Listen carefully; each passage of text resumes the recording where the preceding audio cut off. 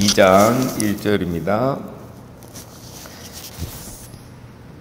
형제들아, 우리가 너희에게 구하는 것은 우리 주 예수 그리스도의 강림하심과 우리가 그 앞에 모임에 관하여 영으로나 또는 말로나 또는 우리에게서 받았다는 편지로나 주의 날이 이르렀다고 해서 쉽게 마음이 흔들리거나 두려워하거나 하지 말아야 한다는 것이라. 자, 여러분, 데살로니가 후서를 쓴 주요 목적은 바로 예수님의 재림에 대한 교훈을 주기 위해서 그렇죠.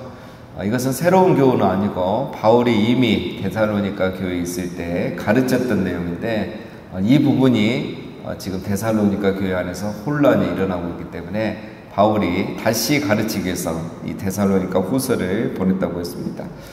자, 이 예수님의 재림에 관한 내용이 이제 오늘부터 본격적으로 나오는데요. 자, 예수님의 재림에 대해서 이제 다룹니다. 첫 번째 내용이 뭡니까? 먼저 너희는 현혹되지 말라. 쉽게 마음이 흔들리거나 두려워하거나 하지 말아야 된다. 즉 미혹되지 말고 현혹되지 말라는 거죠. 여러분, 사람들이 어떻게 현혹됩니까? 자, 예수님의 재림과 모임에 대해서, 예수 그리스도의 강림은 재림을 말하죠. 그리고 우리가 그 앞에 모임이란 거는 이제 예수 그리스도께서 재림하셨을 때 천사들이 땅이 끝에서 저 끝까지 이제 추수할 곡식을 이제 우리 영혼들을 추수한다는 거죠. 그러면 우리가 영광 중에 예수 그리스도를 맞이하는 그걸 여기서 모임이라고 이렇게 표현했습니다. 자, 그래서 쉽게 말하면 예수님의 재림인데, 자, 이 재림에 대해서 교회 안에 어떤 이야기들이 일어났습니까? 2절에 보면 영으로나, 무슨 말이냐면 내가 영으로 기도할 때에 계시를 받았다, 이렇게 말하는 사람이 교회 안에 있는 거예요.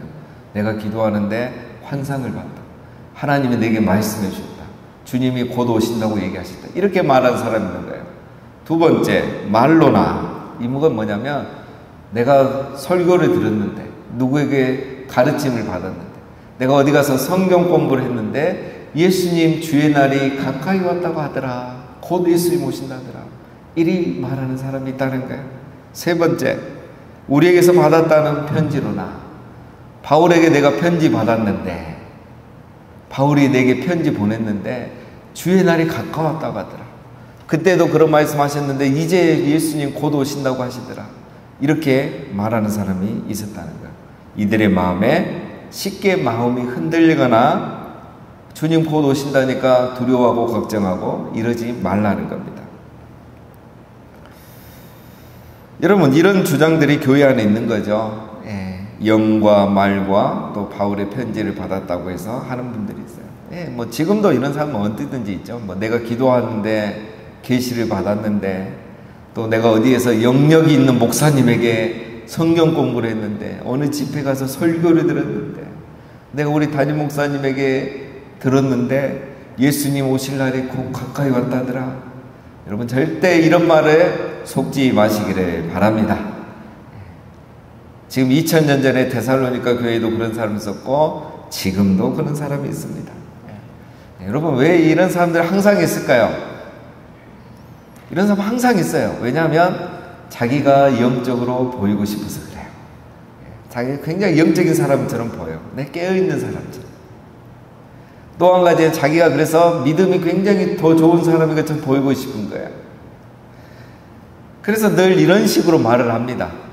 내가 기도해 보니까, 내가 요즘 기도하는데, 내가 어디 정말 영역 있는, 정말 계시록 잘하는 목사님에게서 공부를 했는데, 자꾸 이런 말 하면서 자기를 드러내는 거죠. 자, 이런 식으로 말하는 사람은 어떻게 해라? 경계해야 됩니다. 미혹되지만 안 되는 거예요. 자, 3절에 이제 나옵니다.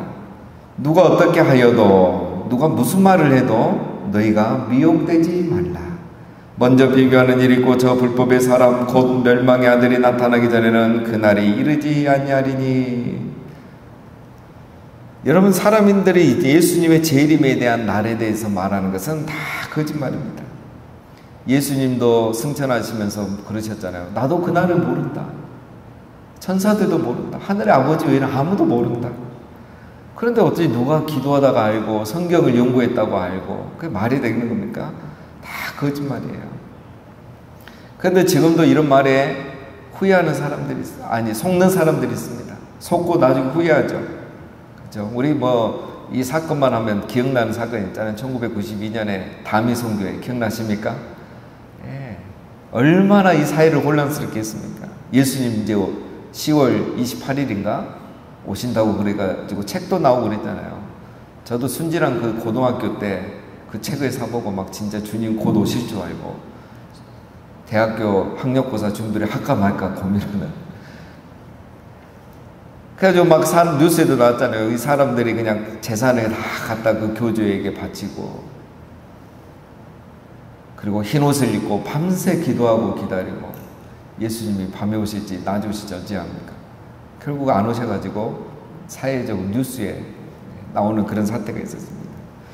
자, 여러분, 예수님의 재림에 대한 이 가르침의 원칙이 있어요. 첫 번째는 사람들이 무슨 말 하든 미혹되면 안 돼요. 특별히 예수 그리스도의 재림의 날짜에 대해서. 곧 오신다, 내년이다, 2년 안에, 5년 안에, 이런 말은 다 속는 겁니다. 두 번째, 자, 오늘 중요한 게 있습니다. 여러분, 이 2장 3절은 굉장히 중요한 말씀이야. 다니엘서, 계시록, 이 모든 걸 다 해석해 줄 수 있는 키가 되는 말씀이 바로 3절입니다. 먼저 배교하는 일이 있어. 예수 그리스도가 온다는 거 우리가 알 수 있습니다. 가까이 가면. 근데 어느 정도 배교하는 일이 먼저 있어야 된다는 거예요. 이 말은 뭐냐면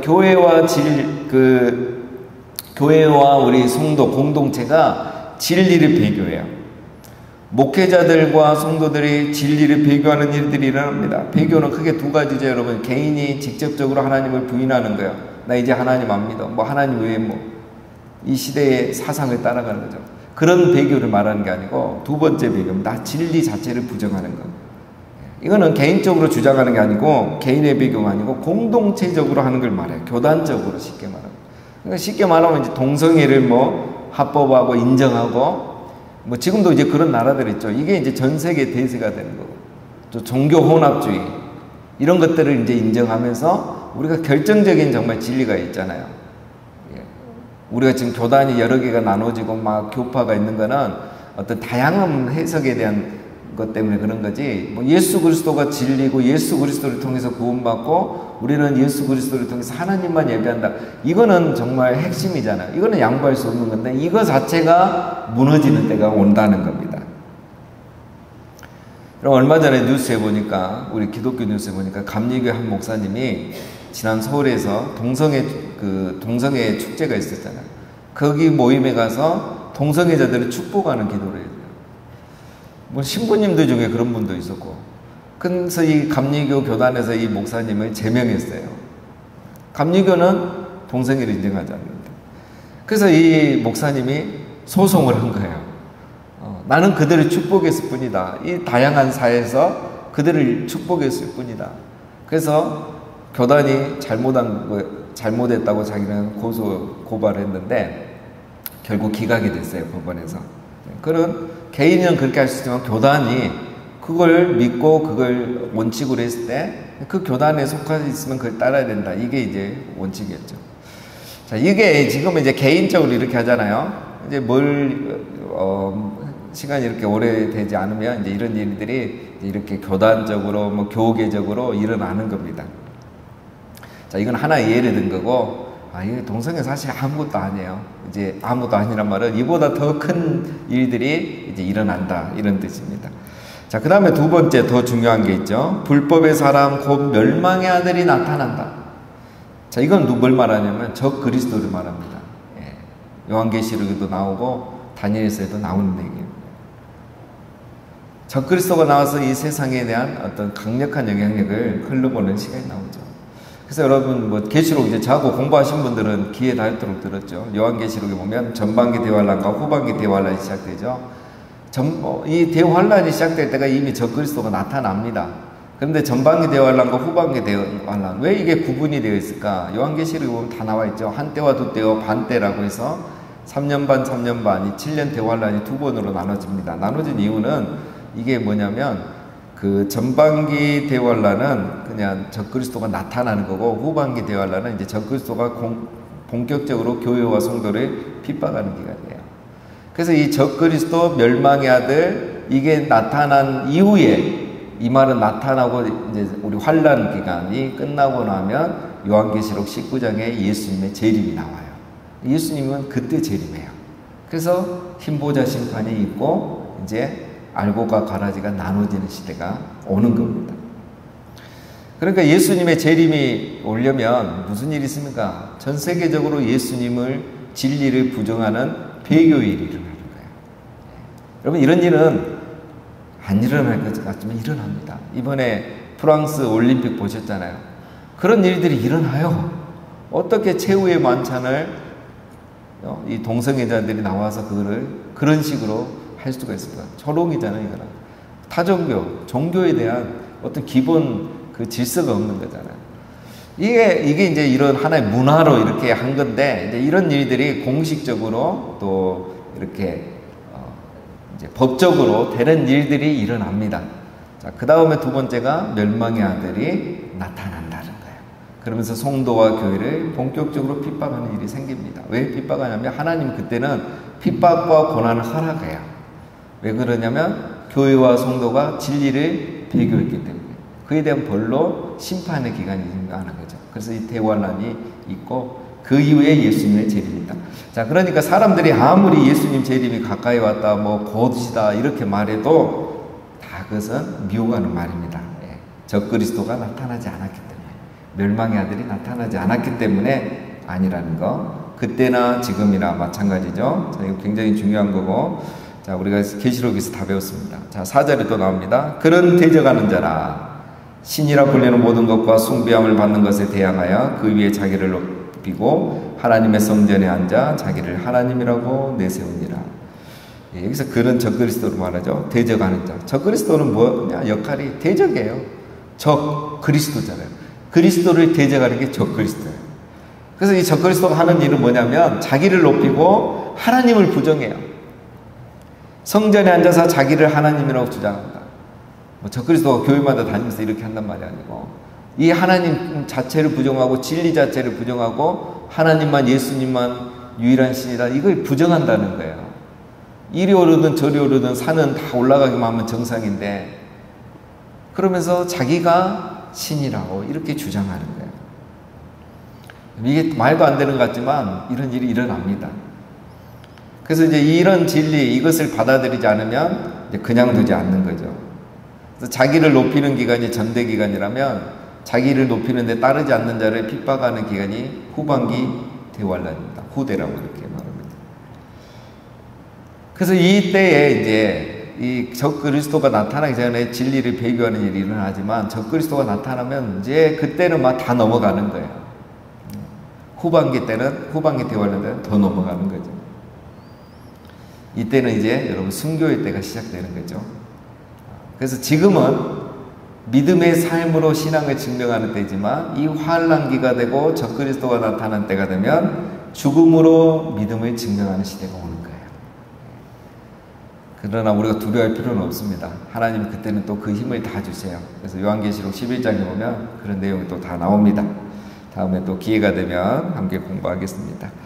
자, 5절. 내가 너희와 함께 있을 때의 일을 너희에게 말한 것을 기억하지 못하느냐? 이런 내용을 바울이 데살로니가에 있을 때 이미 가르쳤다는 거예요. 3주밖에 없었는데 바울이 이것까지 다 가르친 거예요. 그렇죠, 여러분. 교리는 창조부터 예수님 재림까지 다 가르치니까. 우리는 요즘 이걸 배우지 못하고 있죠. 자, 그걸 기억하지 못하고 왜 현혹되느냐? 다 가르쳐줬는데 기억하고 미혹되지 말라 이거죠. 6절. 너희는 지금 그로 하여금 그의 때에 나타나게 하려 하여 막는 것이 있는 것을 아나니 불법의 비밀이 이미 활동하였으나 지금은 그것을 막는 자가 있어 그 중에서 옮겨질 때까지 하리라. 자, 이것도 중요한 말씀이죠. 쉽게 말하면 지금은 적그리스도의 때가 아니다. 아직은 적그리스도가 나타나지 않았다. 왜? 하나님이 막고 있는 거예요. 하나님은 허락하지 않는 거예요. 여러분 그 다니엘서나 계시록에 보면 다 하나님이 허락하지 땅끝 네 군데에서 네 개의 바람이 일어나잖아요. 다 지금까지도 그랬잖아요. 그래서 바벨론 시대, 뭐 페르시아 시대, 헬라 시대, 로마 시대에 다 온 것도 하나님이 그 바람들을 허락하신 거예요. 그 당시에. 자, 마지막 이 적그리스도의 때도 하나님이 허락하지 않고 있습니다. 지금 막고 있는 거죠. 왜 그렇습니까? 왜 막을까요? 로마서에 다 나오잖아요. 첫 번째는 이방인의 수가 차야 돼요. 이방인들이 택한 자들이 구원을 다 받아야 되죠. 땅끝까지 복음이 전해져야 된다. 두 번째는 유대인들이 돌아와야 돼요. 하나 온 가지인 이들이 회개하고 돌아온다 했잖아요. 로마서에 다 나오잖아요. 바울이 어떻게 이방인들도 구원했는데 자기 자식 본자식을 버리겠느냐? 아니라는 거죠. 유대인들이 지금 돌아오지 않는 것은 그들의 눈을 멀게 하고 이방인들을 구원하기 위함이고, 이방인의 충만한 수가 차면 하나님 다시 자기 백성을 구원하신다 했잖아. 그럼 이런 대추수의, 영적 대추수의 시간들이 먼저 있다는 거예요. 그래서 하나님이 그걸 위해서 지금은 마지막 때를 계속 보류시키는 거죠. 지연시키는 거죠. 자, 그런데 7절에 지금 불법의 비밀이 이미 활동 중이다. 자, 이 말은 뭐 적그리스도가 나타나서 몰래 하고 있단 말 아니고, 이런 적그리스도, 그러니까 하나님과 그리스도를 대적하는 세력들은 여전히 활동 중이라는 거죠. 왜 그렇습니까? 사단은 머리는 상하였지만 활동을 하고 있잖아요. 그래서 요한계시록 12장에 보면 여자가 낳은 아이, 이 아이를 죽이려고 하잖아요. 용이 죽이려고 하는데 결국 못 죽이고 그 아이가 하늘로 올라가니까, 예수님이 부활 승천하니까 그 아이의 남은 자손들, 교회와 성도들을 핍박하잖아요. 그런 내용이 요한계시록 12장에 보면 또 다 나와 있습니다. 자, 중요한 거는 여기서 말하는 것은 지금은 적그리스도의 시대가 아니다. 하나님이 허락하지 않았다. 지금은 막고 있다. 그러나 여전히 이 불법의 악한 세력들은, 영적인 세력들은 역사하고 있다. 그래서 지금 미혹하는 일들이 일어나는 거다. 그 얘기를 하는 겁니다. 자, 8절. 그때에 불법한 자가 나타나리니 주 예수께서 그 입의 기운으로 그를 죽이시고 강림하여 나타나심으로 패하시리라. 자, 벌써 이 8절 한 절에 다 얘기했습니다. 그때라면 언제겠습니까? 여기서는 하나님이 허락할 때, 마지막 때 적그리스도가 나타난다는 거예요. 그래서 불법한 자는 또 적그리스도, 멸망의 아들을 말합니다. 때가 되면 하나님 허락하시면 7년 대환란이 되면 하나님이 허락하셔요. 그래서 7인 시대가 끝나고 7나팔 시대가 시작되면 7나팔, 7대접 기간에 적그리스도의 시간이 있다는 거예요. 그때는 적그리스도가 나타나고 이 세상을 다스리는 시대가 오는 겁니다. 그러나 걱정할 필요가 없습니다. 다니엘서도 있고 계시록에 있듯이 그 때는 정해져 있어요. 하나님이 정한 때만 활동하게 돼 있어요. 이게 참 우리의 또 은혜고 소망이죠. 그래서 적그리스도는 전반기 환란, 후반기 환란에 활동을 하고, 그 다음에는 어떻게 됩니까? 예수 그리스도께서 강림하시잖아요. 예수님이 재림하실 때 그를 패하시리라. 적그리스도와 모든 바벨론, 이 세상의 세력들을, 대적하는 세력들을 예수님이 다 심판하셔서 어떻게 합니까? 다 저 지옥으로 보내는 그런 일이 일어난다는 거예요. 자, 그래서 8절은 이제 마지막 때 일어날, 요한계시록으로 하면 19장에 있을 일을 얘기하는 겁니다. 9절. 악한 자의 나타남은 사단의 활동을 따라 모든 능력과 표적과 거짓 기적과 불의의 모든 속임으로 멸망하는 자들에게 있으리니 이는 그들이 진리의 사랑을 받지 아니하여 구원함을 받지 못합니다. 이러므로 하나님의 미혹의 역사를 그들에게 보내사 거짓 것을 믿게 하시면 진리를 믿지 않고 불의를 좋아하는 모든 자들로 하여금 심판을 받게 하려 하심이라. 왜 악한 자가 나타나고 적그리스도가 나타나는가? 왜 그들은 능력과 표적과 거짓 기적으로 많은 사람들 믿게 하는가? 이게 하나님의 허락하신 거예요. 택함받지 않는 자, 진리를 사랑하지 않는 자, 하나님을 사랑하지 않는 자, 예수 그리스도에 관심이 없는 자, 이런 사람들이 미혹당하라고 하나님 이때를 허락하신다는 거예요. 이건 하나의 표현 방법이죠. 바로의 마음을 강박하게 한 거 아니잖아요. 바로의 마음이 강박한 거잖아요, 원래. 그런 비슷한 표현입니다. 그래서 알곡과 가라지가 나눠지도록 하나님이 때를 허락하신다는 거예요. 그래서 죄를 짓고 하나님을 믿는 것 같이 하면서도 믿지 않는 자들, 또 아예 대놓고 믿지 않는 자들, 이런 사람들이 다 이 사람들에 미혹돼서 구원받지 못하게 하기 위해서 하나님이 이걸 허락하신다라는 거죠. 그래서 원래 구원받지 못한 사람, 택함받지 못한 사람, 하나님과 진리에 대해서 관심이 없고 대적하는 사람들은 어떻게 하겠습니까? 자기 죄를 쌓는 거죠. 이때 막 공식적으로 부정하고 부인하고 배교하면서 자기 죄를 쌓는 거예요. 그러면서 그들은 그들의 가라지됨을 드러내게 되고 가짜의 힘을 드러내면서 그 외로 심판을 받게 되는 거죠.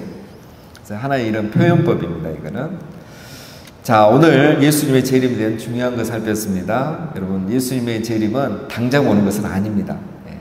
그때나 지금이나 당장 오는 것은 아니고 가까이 오고 있는 거죠. 그래서 우리가 이 부분에 대해서는 원칙, 절대 미혹되지 말까? 누가 뭐래도 거기에 넘어가면 안 돼요. 모르겠으면 목사님에게 물어보십시오. 두 번째, 그 배교하는 일이 먼저 일어납니다. 그 다음에 멸망의 아들, 적그리스도, 불법한 자가 먼저 나타난다는 거. 그래서 중요한 건 뭡니까? 예수님이 언제 재림하느냐가 중요한 게 아니고 언제 오시든지 준비되어 있느냐가 중요한 줄 믿습니다. 그래서 여러분, 재림을 대우할 날을 준비하는 신앙이 중요해요. 우리 요한계시록 공부했잖아요. 7인과 7 나팔 제야. 그 날이 오니까 우리가 지금부터 깨어있고 성숙한 신앙이 되는 게 중요합니다. 그래야 우리 시대에 혹시 대우할 날의 기간이 온다면 우리의 믿음을 지킬 수 있고 예수님 오심을 맞이할 수 있는 겁니다. 지금 신앙이 그때 가는 거예요. 그래서 우리 계시록 때 살펴봤지만 회개하지 않는 사람은 7 나팔 재앙이 일어나도 회개하지 않아요. 지금 여러분 인류 그 자연재앙들이 많잖아요. 사람들이 회개합니까? 뭐 자연을 사랑하자 뭐 또 이런 운동이 일어납니까? 안 하잖아요. 사람이 안 됩니다. 이게 강팍해져서. 지금 신앙이 그때 간다는 거, 우리는 그게 중요한 겁니다. 그래서 오늘 우리가 찬양한 것처럼 주님 다시 오실 날을 우리 알 수 없으나 항상 기도하고 깨어 있어서 주님 오심을 준비하시는 우리 모두가 다 되시기를 주님의 이름으로 축원드립니다.